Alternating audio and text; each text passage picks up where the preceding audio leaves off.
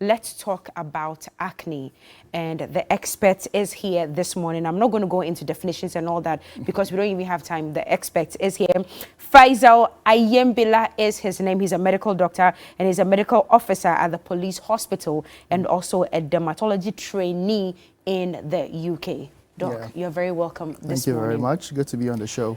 Yes, good to have you here. Finally, it's your first time this year. Yes, but you're going to be coming a lot more. So let's talk about acne, or what the layman on the streets will call pimples. That's what usually people would call it. Let's just go straight into it. Some say it's when your pores clog up. Some say it's when there's ingrown hair. There are myths out there. There's a whole lot of definitions out there. But when we say acne, from your perspective as a medical officer, exactly what do we mean? Yes, so it's acne, as you've mentioned, you've actually answered the question to some extent, is a culmination of 3 different processes. Okay. So first of all, your pores get plugged. That is true, but it's plugged with what? With dead skin cells, with bacteria, and with grease. You know, because the facial skin or the skin generally would be producing some amount of sebum to keep the skin lubricated. So it's these 3 things that come together, block the pores, and cause you to have acne. Some women would say that when they have a lot of grease in their hair, I mean from pomades or from creams that we put in our hair, when there's too much of it and they haven't gone to the salon for washing, they get pimples. Is that correct? Can it cause that? There is a correlation. There is a very good correlation, because don't forget that this is primarily an inflammatory process.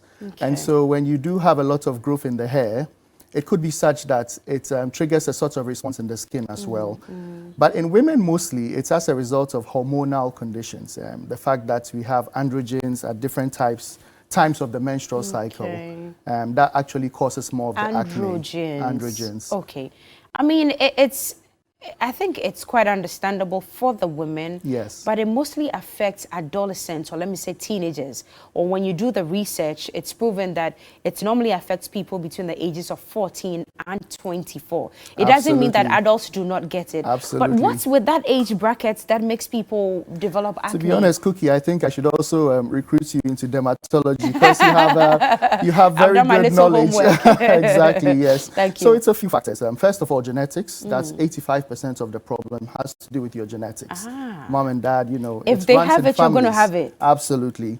And then we have the second factor, which has to do with the hormones. And that's where adolescence comes to play. In that age bracket, what happens? You begin to have your secondary sexual features, the breast, and then the pubic hair. You know that from primary school science. And so that increases, it gives you a proliferation of hormones, androgens, and these further exacerbate the acne. So it's mostly a teenage problem, and it's a big problem because it affects their self-esteem and their ability to go out and conquer the world.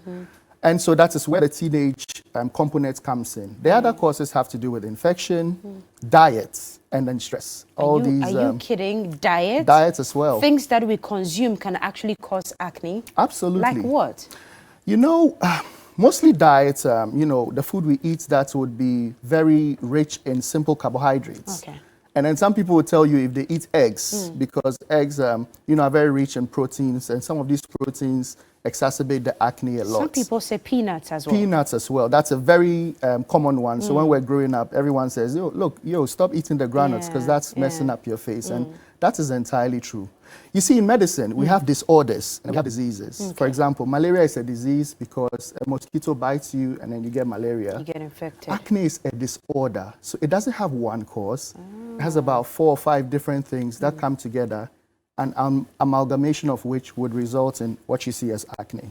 Okay. Exactly. Now, before we move further, I need some clarification, and I'm sure people need it too. So, ingrown hair, breakouts, and acne. What's the difference? All these have to do with these 3. Exactly. All these have to do with terminology, nomenclature, if you would.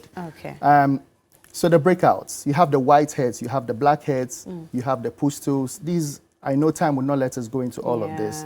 So the breakouts are times when, let's say, if you have a young lady at certain times of the cycle, when the hormones peak at a certain level, day 14 and all of that, they'll have some acne. That's a breakout. And then What else did you ask? Sorry. You asked of a Ingrown breakout. hair. The ingrown hairs, Yeah. that specifically tends to be a male problem. Because that causes pimples as well. Absolutely. That's why some males, after shaving, they will develop pimples under their chin. Correct. Closer to their neckline Correct. and all that. Where's that from? What causes that too? The medical name is folliculitis barbae. Say that again. Folliculitis barbae. I won't repeat it.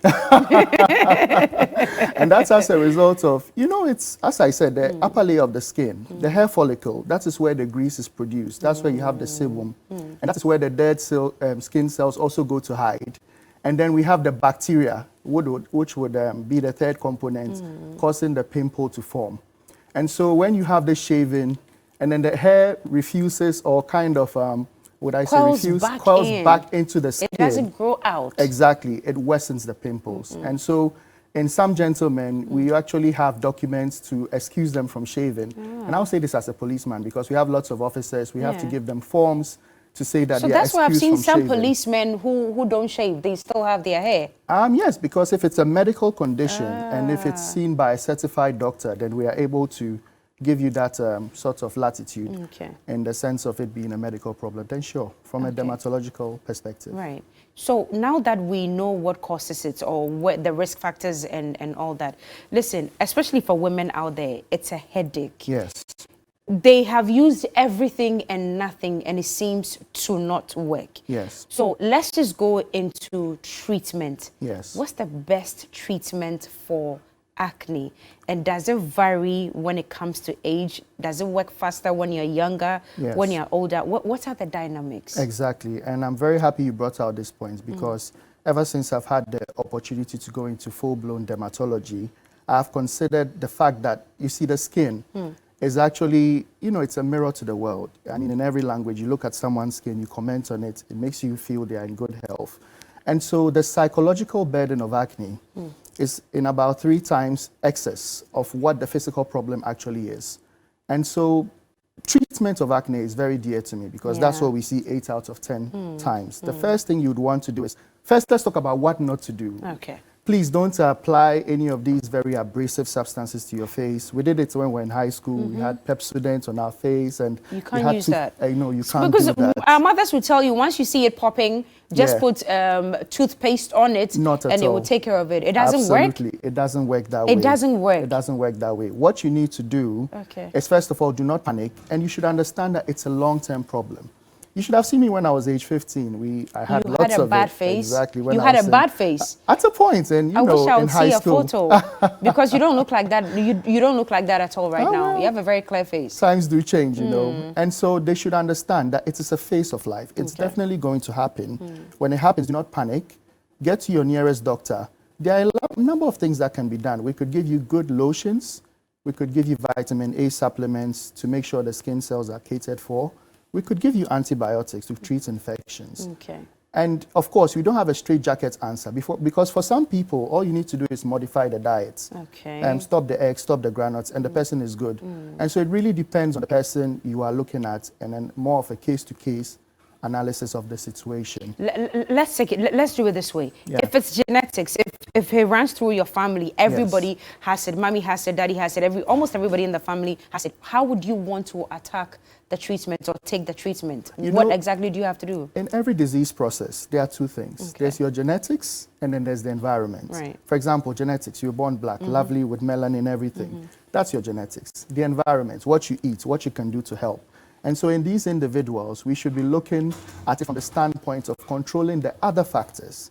First of all, what's your diet? What's your skincare routine? How do we take care of your face? And how do we prevent the acne from causing scars? How do you, the very measures we can physically attend to, as opposed to things that we are unable to change, like genetic factors. Okay. Now, one challenge when it comes to the treatment of acne is hyperpigmentation. It's a problem that the women have. You finally get something that's able to take care of the acne, but it leaves the dark spots on your face. You don't know how to get rid of them. Now, there's somebody I want to bring on the screens right now so you can actually recommend what she can do, because she's somebody who also suffers from acne. My darling Benny is joining us pretty shortly on the set. Come sit by me here so Doc can take a very good look at you. Okay. You're very welcome. She's one of us, very hardworking. Okay. Good morning. Good morning. So what's her condition and what can she do? First of all, oh, you don't have a mic, so I can't even ask you how long you've had it. But how long have you suffered from this? I'm sure my microphone can pick it up. 3 years. 3? Yeah. Okay. I would also want to know her age. Are you between 14 and 24? Yeah. Okay. 22. Yeah. I believe this would be the easiest case of acne to ever deal with. Oh. Because this is acne vulgaris. This is good news. Yeah, this is acne vulgaris, the commonest form. Acne vulgaris. Yes, vulgaris. Vulgaris, okay. Exactly, all acne right. vulgaris. This is simple. I don't see much scarring. I don't see any. She doesn't think so, though. Does it itch? No. It doesn't itch. Yes. Are there some that itch, Doc? Oh, yes, we do have some forms of acne causing itching, burning, different kinds of sensation to the skin. Okay. But let's have a three-pronged approach. The genetic aspect we can't do much about. So first we look at her diet, we start from there. We go to her skincare routine. Some antibiotics might help, either topically or for her to take in for 7 days. So let's take it from the diet. Yeah. What is she supposed not to eat? What number? Well, from Don't eat what? so don't eat foods that are very high in fats. And by now she would know. She had cocoa and buff floats this morning. That's the most balanced diet you can have. I remember. So the buff floats part, the fried buff floats part is okay? Well, in moderation. We would always say everything in moderation. It depends on, she doesn't come across to me as someone who adds too much of it. And so everything in moderation, she should be okay. But she shouldn't deliberately go in for lots of bread spreads and things that have lots of fats or fatty-laden food. Okay. She should keep a food diary and see what works and what does not work. But from a therapeutic standpoint, she might just benefit from some topical antibiotics and some preparations that we could easily get her, even sometimes over the counter. I see she's got oily skin because when you look at her T-zone, she's actually shining up right now. Oh, wow. Could that be a This is her T-zone here. Yes. That's the T-zone. Perfect. Could that be a contributory factor to the acne she's got on her face? And that is the part of the face that is most dear to us as dermatological practitioners or physicians with interest in dermatology. That area, the facial triangle, has very important structures. So we wouldn't want you going there popping just about any pimples there, because it could cause big problems. Okay. Another show would deal with that. But then in her, and as I said, it's very simple to handle. We just need a good plan of what we want to do and take a step-by-step approach, and we should be able to remedy the situation. Say she visits you today, you do the analysis and all, and you start treatment. And how long should we see her skin clearing up? Oh, we get good results. Acne is one of the conditions when found early. You could easily treat and get good results even within a week. Okay. But tops, you would want to give it 2 to 4 weeks. And we should also understand that patience is key because this is a long-term condition, and long-term conditions do not often have very quick fixes to them. Okay. Yeah, but then we should be able to So it's a slow fix, this. but then it definitely would work. Yes, my problem as a dermatological person, I mean a doctor with this interest, is the fact that we tend to take matters into our own hands. And with all due respect, we just have to be sure who is treating what. Because it takes a lot of time to understand how the skin works and how to handle these things. And those of us who have made a foray into dermatology sometimes get very upset when people tend to use other abrasive substances that may not actually get the work done, but may cause very severe consequences. Okay. Exactly. Would a good treatment for acne bleach your face? No. So the ones that bleach are not good treatments? Exactly, and I'm very passionate about this. If anything at all should be done, it should be from a dermatological standpoint. When you talk about bleaching, let's say as a dermatologist, if you have to deal with scarring, we do a facial map. We have photodynamic therapy. We have mild surgical procedures. We have a host of different things we do. It's very unlikely a dermatologist would give you something that would whole scale cause bleaching of any patch of skin more than 5%. And so, yes, we should always revert to the doctors and then let's have a good look at what exactly we need to do. The treatment should not cause any skin bleaching. Okay.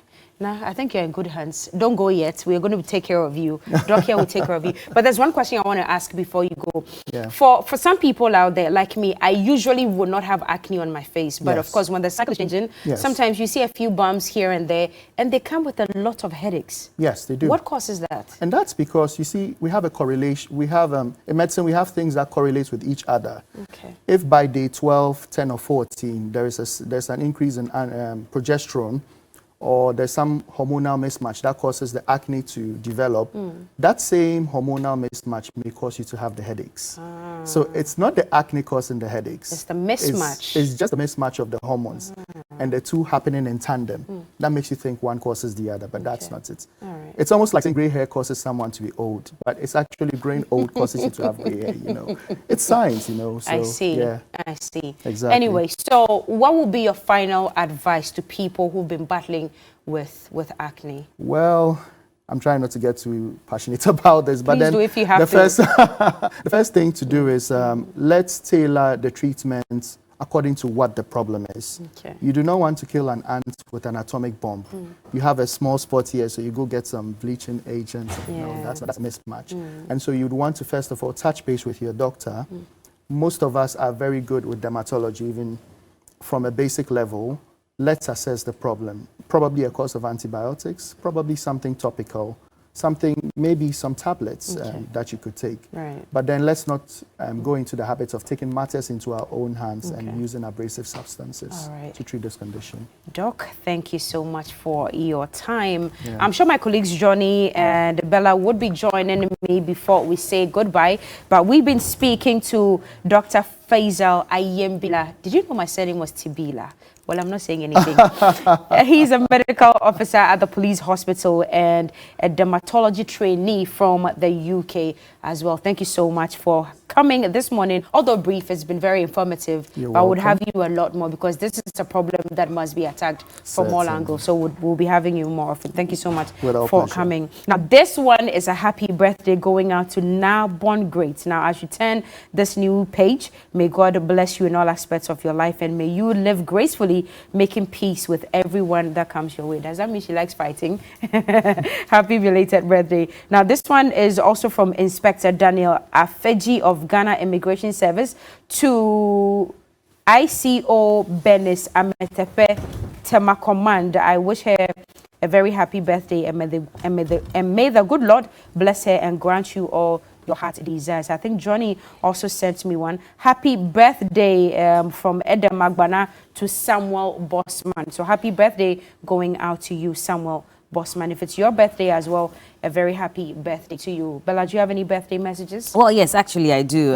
Quick one. Happy birthday to Hilda Ama from Promasidor Ghana Limited. Hope you had a great day today and the years ahead is full of many blessings to you. That's from even TV3. I hear you're a big fan as well, so happy birthday to you. And quick one from my very good friend Vicky to her brother-in-law.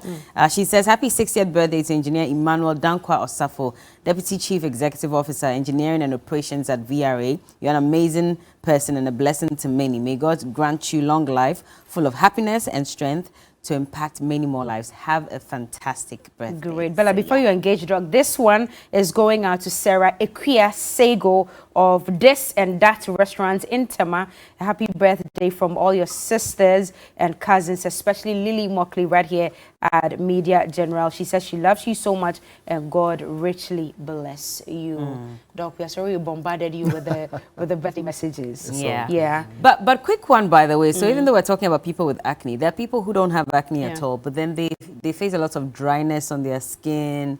And we're told that sometimes that also comes with aging as well. What are some of the things they can do to address this problem? Yes, this is another issue. And it's interesting that in life, you don't have it good all the time. Some people have too much grease on their face, others have dry skin. And so the important thing is to keep the skin moisturized at all times. You have very good dermatological agents for this. And we would always want plain creams devoid of anything that could be abrasive to the skin. Is alcohol in a cream, face cream bad? It depends. If it's in a facial cleanser, we would want to make sure we have it within a certain percentage. Okay. That would not have any deleterious effects to the skin, Yeah. and that's perfect. But what about your face moisturizer? The face moisturizer. Because I've had a friend who said that if you have alcohol in your face moisturizer, that's a problem. If it's anything that is going to stay on your skin for, let's say, the entire day, then we would want to be sure that the percentage is something that the skin could easily cope with. Yeah. So what percentage? Maybe maybe less than 5%. We have less than percentages 5? that are less than 5, Okay. 0.1, 0.5. These are all very good. Well, this tells me that our next discussion with you should be on wrinkles, anti-aging agents, and of course fine lines. That's what some of us are also suffering from. So we'll talk about it the next time you are on our show. Bella, are we done with you? You don't have any more messages? We are. It's good to see Doc. Thank you so much, Benny. It's been a year. I haven't been on set for the past 1 year. Wow. It's always a pleasure to be here and see everybody. Good to have you. Yeah. Good to have you. We'll have you again very Absolutely. soon. Thank you so much for coming. And thanks to you for staying with us this morning. Tomorrow morning at 6, we are back on TV3 New Day. Enjoy the rest of our programming.